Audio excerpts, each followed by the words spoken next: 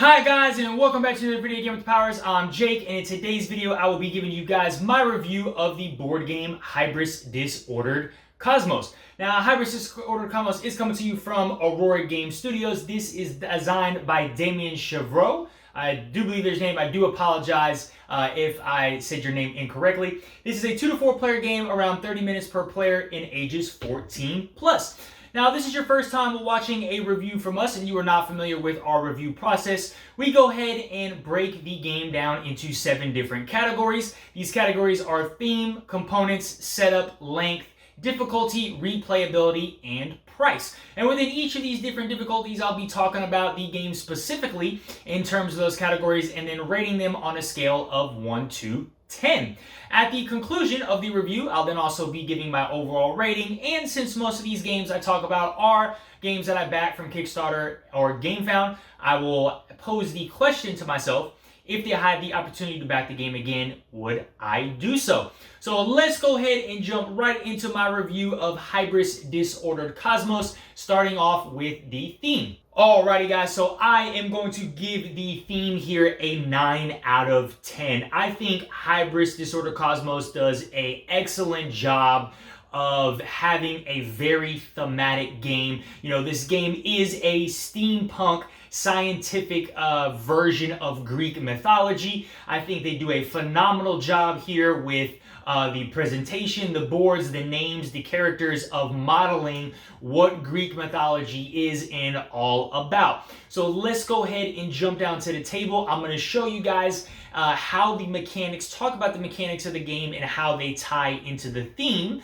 and then we will be back up here to continue off with the rest of our review.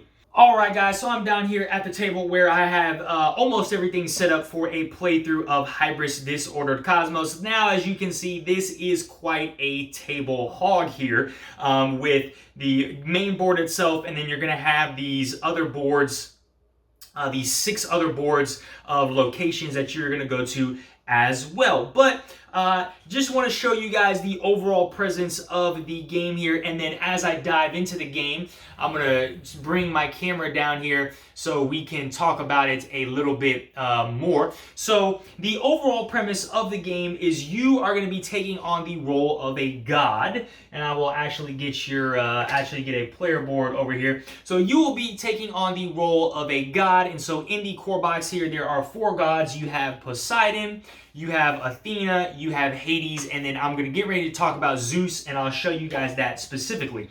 And so the mechanics of the game as a whole is there's going to be drafting, there's going to be hidden selection, and then there is going to be worker placement. And worker placement here is the main mechanic of the game. As you can see with the game board and these other different locations around the board, is you are going to be visiting these different locations, taking certain actions, getting different bonuses to try and get to your overall objective, which is to have the most victory points at the end of the game. There are 6 rounds in the game. Okay, so at the end of the 6 rounds, whoever has the most victory points, or the other scoring condition is each god is going to have 6 different enhancement tiles. If a god is able to build all 6 of their enhancements, they are going to automatically win the game. So that is essentially the overall premise of Hybris Disordered Cosmos. And so I think mechanically they do such a great job of tying this into the theme, right? You as a god, you want to visit this mortal world, right? Because you want to get prayers out into to help you kind of evolve and get bigger, right? There's this synopsis that praying to the gods helps make them stronger. So you want to visit the mortal world with yourself and acolytes to get these prayers to take certain actions to help you evolve. And you know, that's one of the ways you can unlock some of these enhancements here is through prayers. You also want to get believers, right here. So you have these little meeples right here, which are believers, and these believers are going to help you do things like introduce technology to the mortal world, right? And then each location themselves is very thematic, right? Like this is Hephaestus's forge. You're going to go here to help build and forge these different technologies. For example, you have the underworld. So sometimes one of your characters can get knocked out and you need to go here to resurrect them.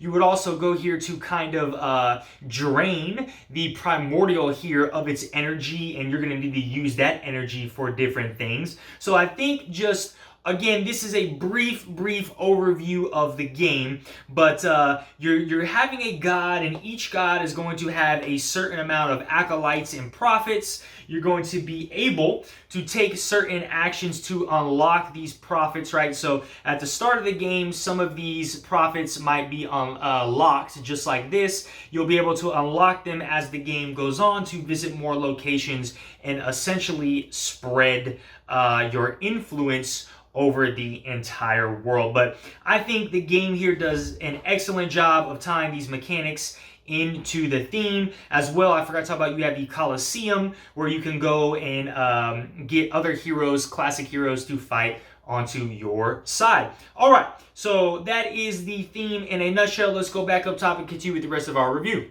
All right, guys, moving on to the components here. So I am going to go ahead and give the components a 9.5 out of 10. I think the components and the overall production here of the game is phenomenal. Let's go ahead and jump down to the table. I'm going to talk about the presentation, the artwork, the components themselves, the storage solutions, and everything in the box, and then we're going to be back up top to continue with the rest of our review. All right, guys, so back down here at the table, the very first thing that I'm sure you guys notice is the artwork and presentation in this game, and man, it is just gorgeous and phenomenal. I love all the little intricate details. Like, I will zoom this in. You can see all these little intricate details here on the main board themselves. On some of these sideboards here, you can see everything is related to this actual location. Like Hephaestus's forge, you see like machinery here and different stuff like that. The underworld, you have the gates of the underworld right here, and the pool of where all the souls are. So very thematic game, or very phenomenal production, sorry, with the game itself. Let me zoom this back out just a smidget. Now, these boards themselves, I really do enjoy these boards. They're nice, they're thick, they have a good sturdiness, heftiness to them. So there is the game board itself, and then you have 6 different locations as well. So these are good quality in terms of that. Okay. Let's go ahead and talk about anything else. So you will have these quest cards. Okay, these are going to deal with the Oracle, just generic tarot-sized cards. They do have a nice gloss finish to them. In the Colosseum, a lot of the cards you're going to be dealt with are mini Euro cards. I love the artwork on these. They're kind of cool, like Sneak Attack. You can see here he's like peering into a blade. You have these standees, okay, of each character. Now, sometimes these little standees are a little finicky, or I can't forget what you call them, but these are a little finicky sometimes, but they usually all fit. Here are the other heroes in the Colosseum that you guys can see. All right, the tiles themselves. So these are the technology tiles, just a standard cardboard punch-out tile that you would normally see. And then that is pretty much everything here on the table. But again, I think the main highlight here is the artwork themselves. Let's talk about some of these other components. So the main core of the game, or one of the cruxes of the game, is that you have these enhancements, and that you slot these enhancements in, you slot them out, and you do different things like that. And what's really cool is, I will show you, this is probably what is the best part of the game, is each god is going to have their own individual game tray. tray. All right, in this game tray, you're going to be able to hold all these specific pieces to that individual god. And also, each god does come with its own player aid card that gives you some useful tips for playing the gods, some technologies or things that you want to build. And then on the back, what each of the gods' enhancements are and what they specifically do, as well as the bonus that they give you when you build these enhancements. So I think it's overall just a great job of kind of organizing all of the little pieces in the game. Like I said, each god is going to come with 3 prophets here, okay, and 2 heroes. Now each god is going to have a starting hero, and then 2 of them you can unlock, and they will also have a starting prophet, and 2 of these prophets you will unlock as well. We have these temples here, which are screen printed. You have some of these cubes that are these translucent cubes that you're going to have as well. And these are just, they're generic, but I am glad that the temples do come screen printed. Now, here's one of my caveats to the game as to why I'm not giving this a 10 out of 10 here, is these player boards themselves. They do feel kind of finicky, right? They are light, but they're not very thick. They just feel very flimsy. I am worried that they can get damaged, especially this back film right here. It's almost like you can see, like, you can hear me tapping on it, and I feel like if I push down hard enough, right, that I could sometimes poke a hole depending on where I pick this board up, okay? And also, it kind of bubbles up sometimes, and you'll really be able to see this here with like the lightning bolt. You can see it's not really 100% slotted in all the way, okay, whereas there's like I think the scepter. So you can see here the scepter is more fitted and aligned, if you guys can see that, than this lightning bolt is. And that is because for some reason there's these little bubbles that have formed behind this little flint film or whatever you want to call this, and it's caused this section to kind of rise up a little bit. So I don't know if that's just a defect with the machinery here, but also these tiles themselves, there's no guide of where these tiles automatically go. You kind of have to assume. So you can look at the back of the tile to kind of see like, okay, the lightning bolt here matches up with this, but you have to constantly turn them over. So if you're not familiar with the god and you're not sure, like this is Heracles, okay? Well, I don't know if Heracles goes there or there. Now, more than likely, you'll be able to assume that Heracles is a fighter, so you would slot him there. So it is somewhat annoying and difficult to kind of put these in there, and then not all the time do they fit in here snugly and exactly how they want to be, but that's just a little qualm with that, okay? You have the god miniatures themselves, which these miniatures are really, really good quality. I love the details in the sculpting on them. Let's see what else we got. The resources. I do love that there is a tray for the resources here. So there are 2 different resource trays to hold your believers, prayers, and gems. Everything that you're going to need. And like I said, each god is going to have their own individual tray, which just makes setup and teardown easy. Okay. The last piece of the components here that I want to talk about is the main box itself. All right, and let me zoom this up just a smidget. The main box itself, all right, I do love the storage capacity here with the box. You have all the tiles here. These are where your god miniatures will go. Here is that other resource tray, and resources will go right there.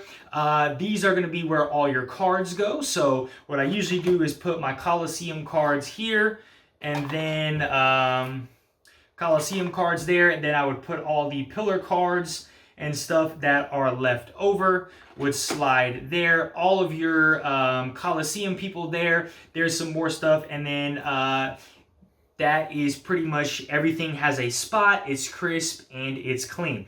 Now they also do come with help booklets, which are nice. They have player aids as well. And there's one type of aid that I wish they had, which I'll dive more deep into later. But your help booklets will go like this, and then everything fits snugly just the way you want it. The only thing is there is kind of a specific order into how you are supposed to put all of this stuff back in there. And so it's going to go like this, and then I think this one is going to go somewhere in there like that.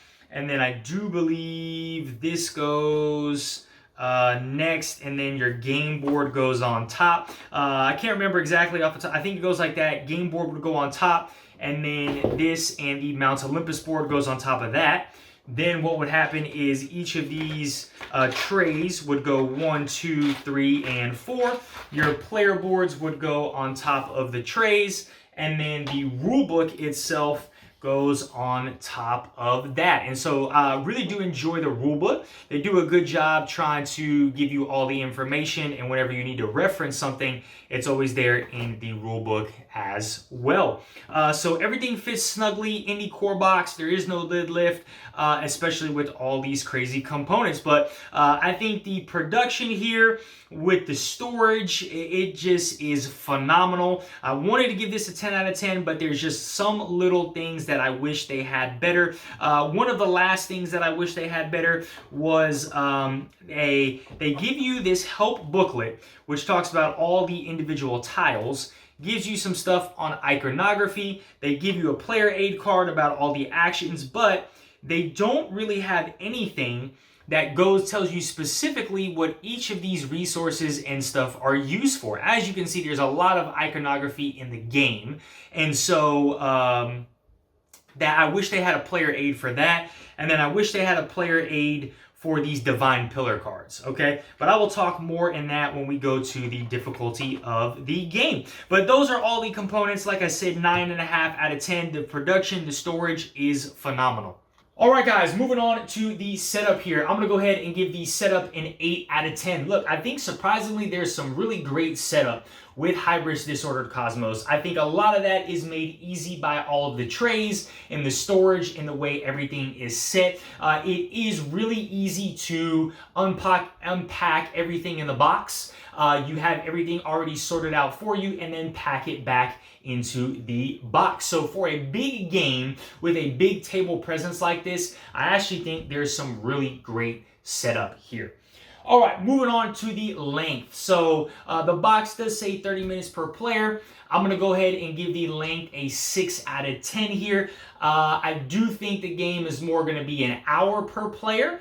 What makes the games very long is that you have a lot of options for you to do, right? And so with a bevy of options, there's going to be this very strategic element of trying to plan out your turns, and you can only take one turn at a time. So you take a turn, then the player takes a turn, then they take a turn, then it comes back to you. And then also, as you play through the game, you unlock more prophets and acolytes that you can send out into the world so you can take more actions, right? So I would say about an hour per player for this game, but by no means am I really saying that that is a bad thing. You got to know when you see a game like this that you're going to have to be at the table for a while.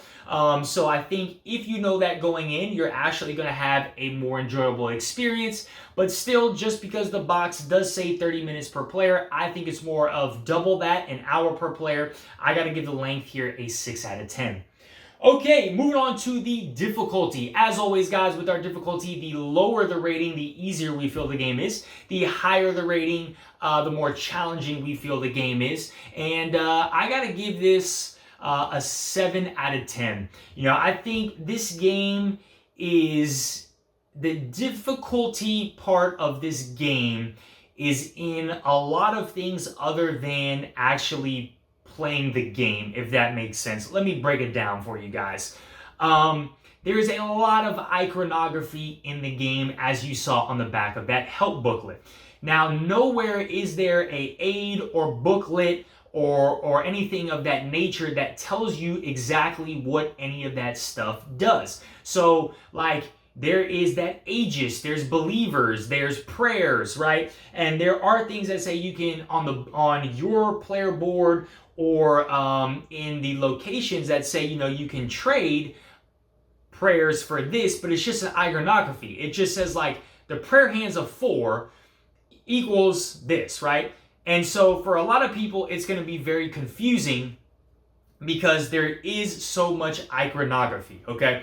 So that's really the first thing, is this an overwhelming amount of iconography for you to look at, and nothing really besides in the rulebook to know and remember what each of that does. The first time we played this game, that was the exact scenario. We're like, wait, which one is the prayer? Which one is take a prayer? Which one is a gem? What does the gems do again? Wait, what do I use believers for? So very iconography heavy, and I think that's going to confuse a lot of people. The second thing is, let me get this Olympus board here. The second thing is the sheer amount of options you have to take on your turn. This game can heavily give you analysis paralysis. This game can heavily lock you down, right? Because not only is there 7 different locations that you can go to, within each of these locations, you have 2 available actions for you to take. So for example, in Mount Olympus, when you decide to go to Mount Olympus, you either convert or design. Those are 2 separate actions. But then also you have to place your miniature or acolyte or prophet in one of these 3 different spaces. Each of these 3 different spaces is going to give you a bonus as well. Well, again, there is no text here that tells you what these bonuses are, so you got to refer to your help booklet for the iconography. And there are certain locations where once these spaces get filled up, there's only 1 person per player. Well, let me rephrase that. Only 3 people can, or there's only 1 person that can go on this specific spot. So once somebody goes on the gem spot, then there's only 2 spots left. However, there are some locations where you can still visit the location even though these spots are taken, but you will have to pay a penalty. Now, there are some locations that once these spots get taken up, you can no longer go there, all right? So just the sheer amount of options and things you have available to you, it can be very overwhelming and lock you down a whole lot. And so that's why I think the game is really difficult and challenging. Also, the Divine Pillar cards. There is no player aid for Divine Pillar cards. So depending on your setup, the way we have our table set up like this, I got 2 chairs on the other side and 2 chairs over here, right? Well, we were playing a 3-player game, and I was sitting in this chair over here, kind of where I'm at now, but the way we had the board set up was the Divine Pillars were over in this corner because I had a player here and a player over here. Well, for me being in this corner, I would have to like look up over the table to see these Divine Pillar cards. And so what I ended up doing was just getting online and looking at a synopsis of all the cards to see what they do.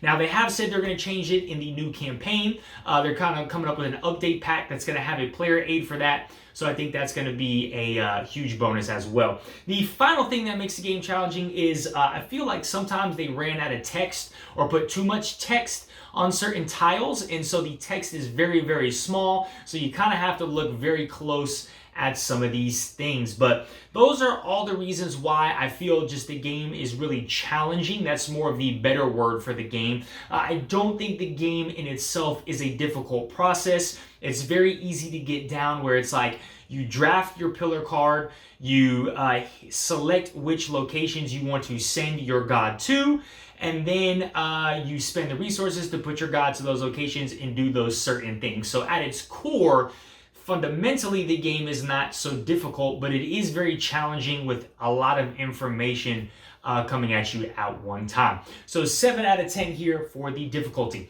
All right, moving on to replayability here. I'm going to go ahead and give the replayability an 8 out of 10. I think there is some great replayability with the game. It's not crazy because the game does take a long time. You definitely play this game once and you're like, woof, I got the fire hose treatment on a lot of stuff. I just need to take a break and I might come back to it later. But it is also very enjoyable to play that god and look at the different strategies of the god and try out the different gods and their play styles and the enhancement tiles, because sometimes you won't be able to unlock all of your enhancements. So picking and choosing what enhancements you want to do first is key, as well as some of those gods' powers.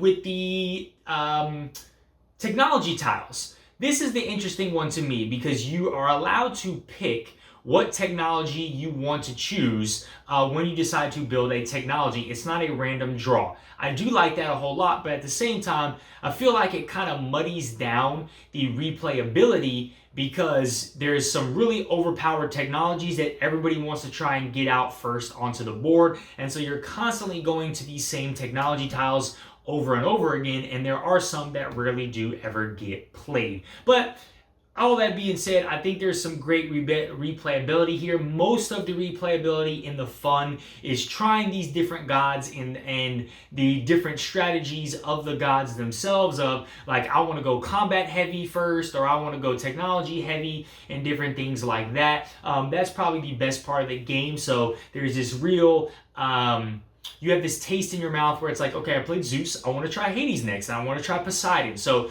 that's the funnest part of the game, so 8 out of 10 for me. Okay, last thing, we have the price here. So this game is, I don't want to say it's essentially out of print from the first edition, but they are doing a reprint of the game. It is very hard to find this game, and when you do find this game online, more than likely it is at a very high price. Now, I was managed to get the all-in at a very, very cheap price, but let's just talk about the core box in general. So looking online, like the average price for this core box is anywhere from like 100 plus, depending on who's selling it. In this new reprint campaign, you can pick up the core box for $83 US, okay? So that's what I'm gonna base this price off, is $83 US in the new Game Found campaign, okay? At $83, I'm going to go ahead and give this price point a 7 out of 10. I think it's an okay, decent price point. You can compare this game to like Kemet. Kemet is a pretty good comparison to this game. Lords of Hellas and Ragnarok, maybe just a little bit, but for this $80 price point, it's weird because you're kind of getting a mix of deluxeified content with not really deluxeified content. I mean, the deluxeified stuff are those game trays, which are really, really nice. You get the screen printed meeples, you get the screen printed temples, you get the translucent gems and things like that. You obviously get the miniatures, but then at the same point, you get standees and cardboard punch outs and tiles, and some of the tokens are cardboard as well. So it's this weird mix, but I feel at an $80 price point, I think that's a good and okay price point. It's not really great, it's not really bad at the same time. It's somewhere in between. Now, the value on that is really hard, because I don't know if they plan to put this game out back to retail again. It was very hard after the first campaign to pick this game up, and like I said, it is still very hard to pick this game up right now. If you do back it, probably, or if you do want to get this game, it's probably best to get it in this new reprint campaign, because like I said, if it doesn't come to retail or doesn't be mass produced, it's going to be very hard to pick this up, and you're going to have to pay more than likely a premium on this game. But like I said, all that being said, let's wrap it up. 7 out of 10 for my price point. I think this is a okay price point with all the stuff that you're getting compared to some of the other games that you could compare it to.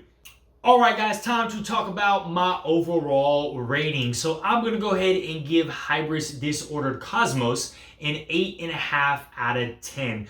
The first thing I really enjoy about Hybris is the theme itself. I am a huge Greek mythology fan, and so this Greek mythology steampunk scientific theme or take on Greek mythology to me is phenomenal. I think they've done an excellent job with the theme here of the game, really making you feel immersed into Greek mythology and really making you feel like an actual god with those enhancements, unlocking the different enhancements, and like going into the mortal world, needing the prayers of the people, and like introducing them with these technologies like, here, I bring you fire, right? And really makes you do it does a really good job of making you feel immersed, all right? The second thing I really enjoy with this game is the storage solution and the setup and teardown of the game. With each god having their own individual game tray, with the storage system of having everything in a nice compact spot with the resource trays, right? I don't have to get out baggies of resources and pour them out on the table. Everything is compact and streamlined for me to literally get this out onto the table a much quicker. And with a big game like this, a big production and big table presence, that makes it so much easier to want to get this game to the table.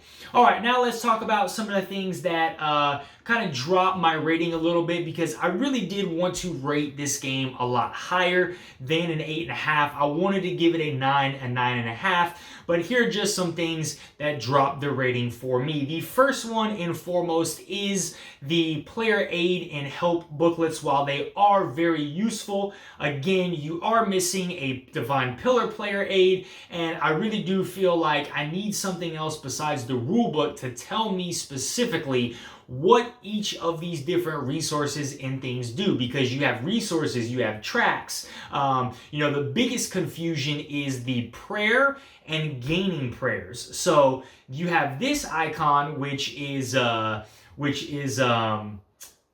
putting prayers in the prayer world, and then this icon, which is gaining prayers for your own god. So it's just like you get this constantly mixed back and forth, and so it's going to take you a while to get that down.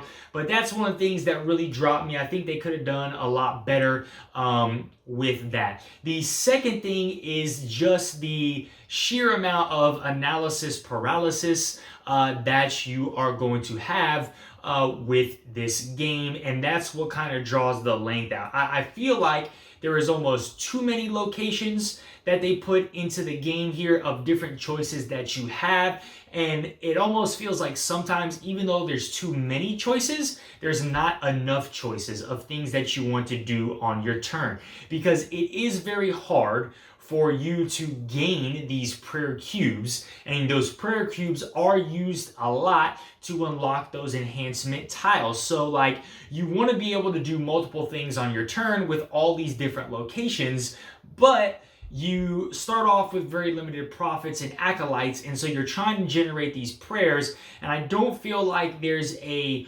one good way to really generate prayers into your as generate these prayers as one of your resources, and so it kind of stalls the game out just a little bit. But those are really the two main issues that I have with the game, just the lack of aids and things like that, having to constantly check these manuals and the rule book and things like that, and then just the sheer amount of choices that you have available to you. Like, sometimes it's like, dude, like, you could just gave me like 4 extra locations instead of like 6, right? Like, limit my choices, but give me some creativity as well. But that is my overall rating here, 8.5 out of 10. I do think this is still a great game. I do really enjoy it. If you enjoy Greek mythology or like steampunk scientific, you are really going to enjoy this game. Just know what you're getting yourself into, that this is going to be probably a longer game, especially the first time you are playing it,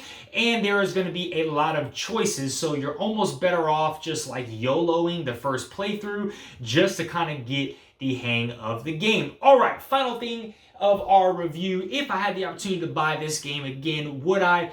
Absolutely, 1000% yes. Now, I did manage to buy the all-in from the original Kickstarter, and I'm glad I did, because in one of the expansions, the Divine Betrayal expansions, there is a co-op version of the game where you guys are taking on Chronos. I really enjoy that. And then one of the other expansions, the Cataclysm expansion, you are trying to build a mech suit. So that is very, very awesome as well. So 100% I support this game. This game has quickly rose in my rankings here. So be on the lookout. If you guys watched our most recent video, I'm doing a breakdown of my top 100 games in my collection. This game has quickly rose in my rankings, so be on the lookout to see where it landed. All right, guys, if you enjoyed this content, please go ahead and smash that like button, hit that notification bell. If you guys own Hybris or played Hybris before, drop down in the comments below what are your thoughts on the game.